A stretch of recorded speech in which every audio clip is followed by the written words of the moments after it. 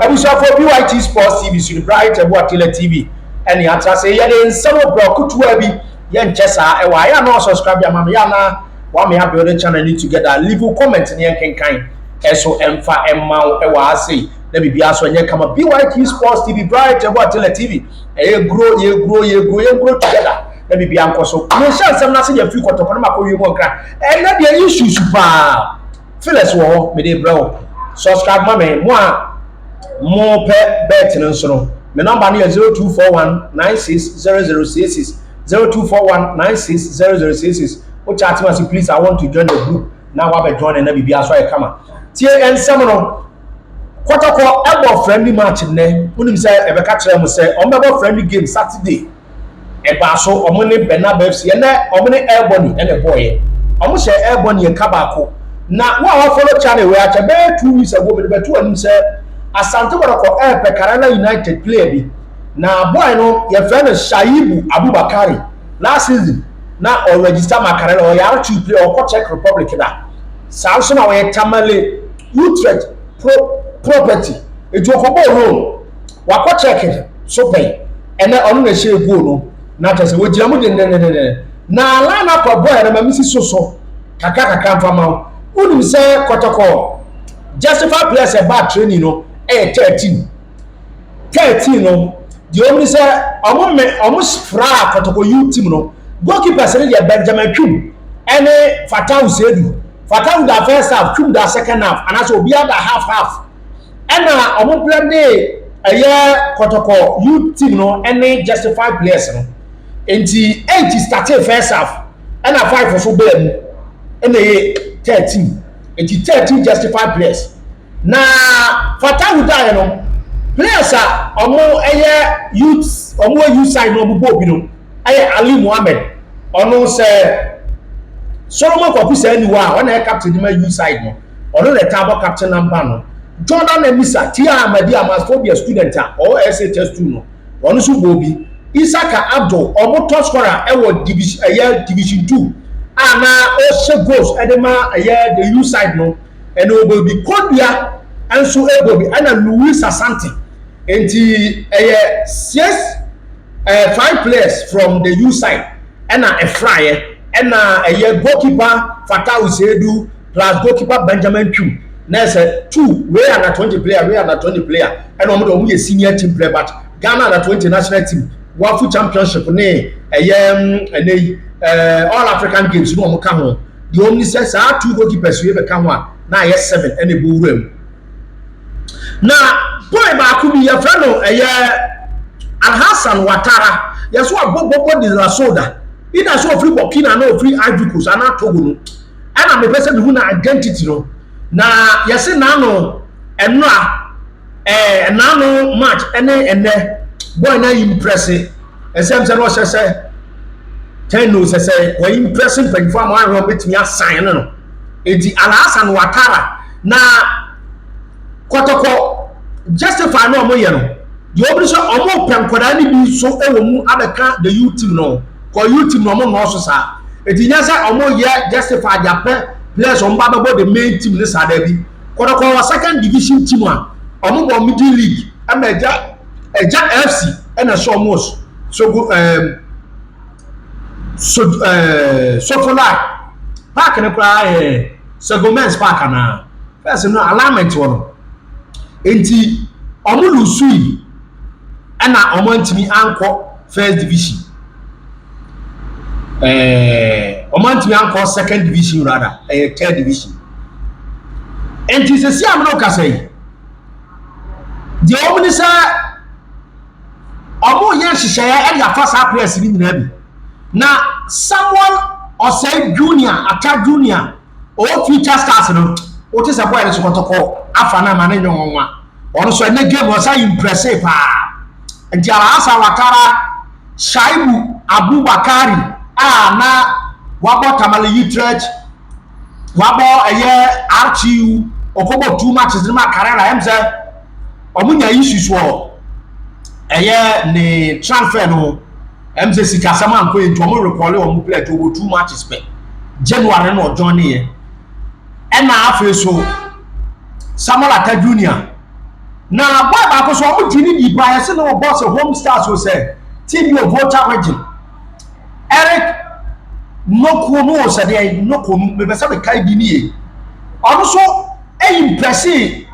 before nano Saturday no but na omo say omo answer da dey impress but omo we say omo policy na be ye de anti one have 5 players bi 4 5 omo be fa na exclusive for one say Emmanuel Ajimabadu Spiritual Zaza ene wan ko training match ni bi minim de asi Emmanuel Ajimabadu Spiritual Zaza ne wan ko ba mbeka kira mo say o impress o mo Saturday na e bi o mo mane mabiem o mo ni be deal but I don't know say dia me kan na e ba na say isu foforo sa ho a wa ama dia na mom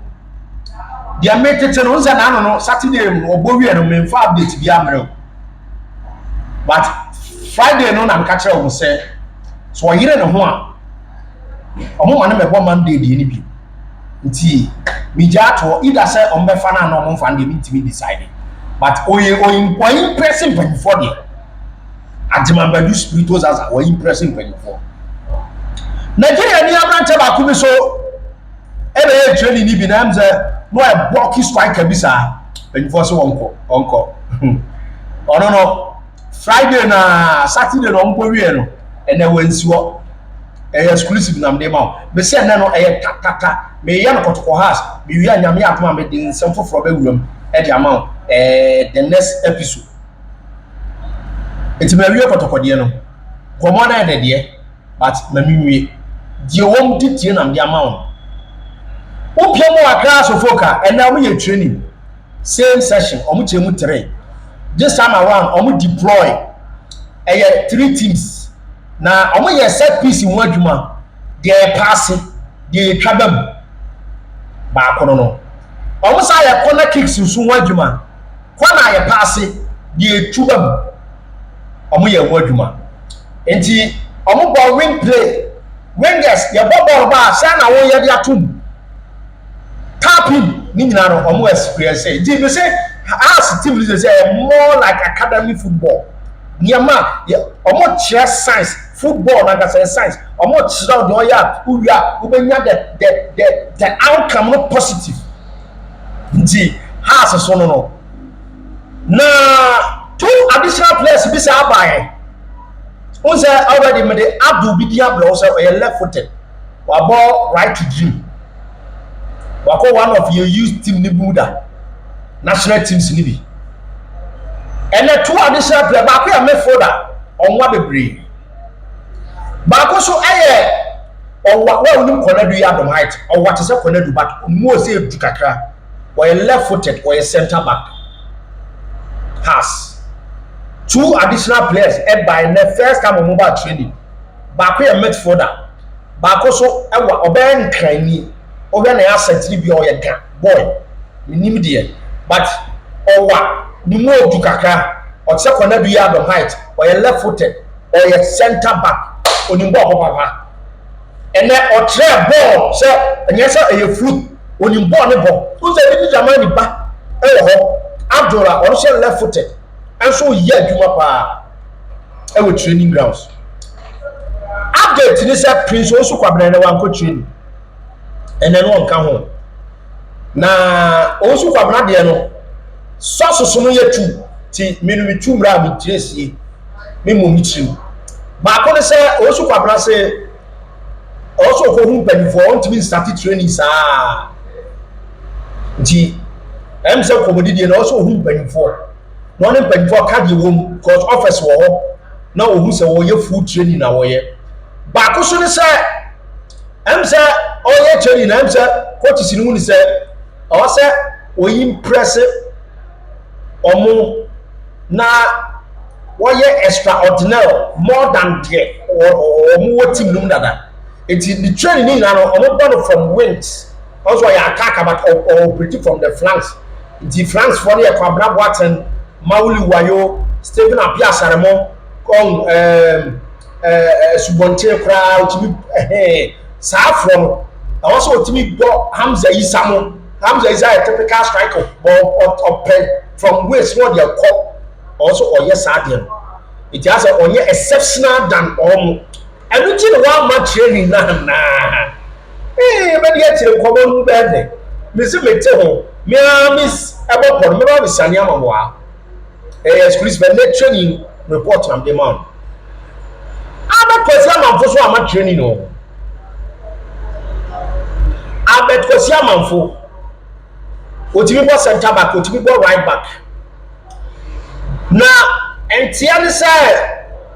akɔsi amanfo minim coach aka bibi akyerɛ no abet akɔsi amanfo entia ne sɛ list bi wɔ hɔ a ɛyɛ 10 players a wanhwɛ a coach o training no ayɛ na asɛ ɔhyehyɛ team ba asɛ yɛwɔ 10 jotted players bi wɔ hɔ a ɔmo ankeka ɔmo a ɔmo nyinaa bɛkɔ fie ɔmo yɛ 10 akɔsi amanfo edin yɛ sporting nti akɔsi ɛnɛ wankɔ training minim deɛ but the next training wunya akonya impressive because yɛbɛwie season na wa character wasɛm na ɔbɔ paa na woyɛ na yɛ obi a wo show promising no but nkɔmɔ na yɛdi no abet list bi urane list bi uromi abet yɛ sported but as you say ɔmugya no kwan deɛ nyɛ saa akɔsi amanfo yɛ prospect player bi obetima ko loan deɛ metete no Patrick Razak ansa amane he say 4 days you say 3 Razak is absent na ntia say coach say Razak hold on na omunya omo exercise ni wie kotoko game no the president cup and have equal international tournament no omo komra omo bo ba be kana say minim na wunya player on say player no kra yam league ni wie no e ka ba 2 matches no no has the training ye bo season wie ya first training oko obi sa kom say coach didi sabai we ye bi ena de ba ne say ensesi am no ka say the Razak Patrick Omotoyosi absent training Friday Saturday Thursday so anko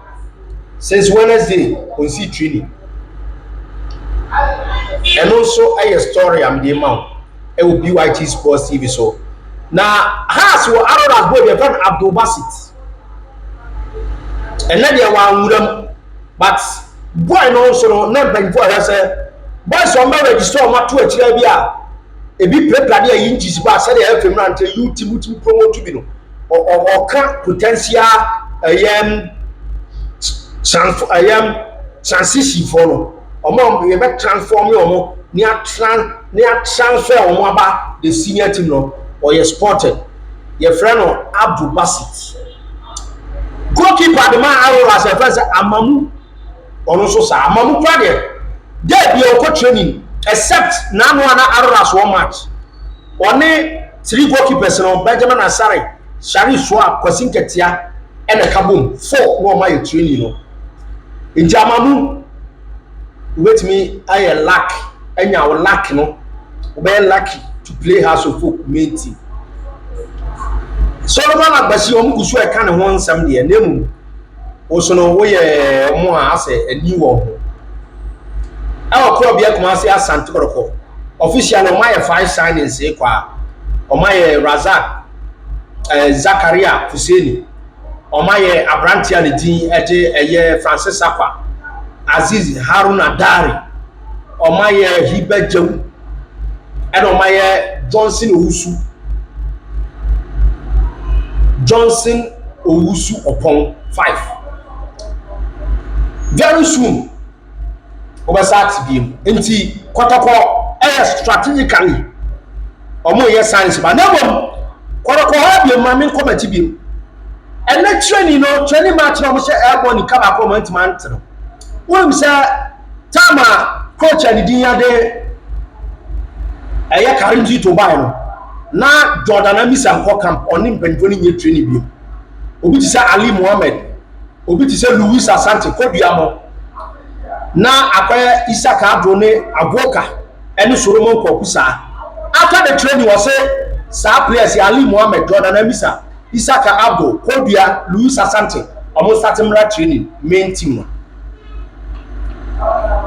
exclusive am dey man tie BYT Sports TV so maka tro dada subscribe mam ne build channel together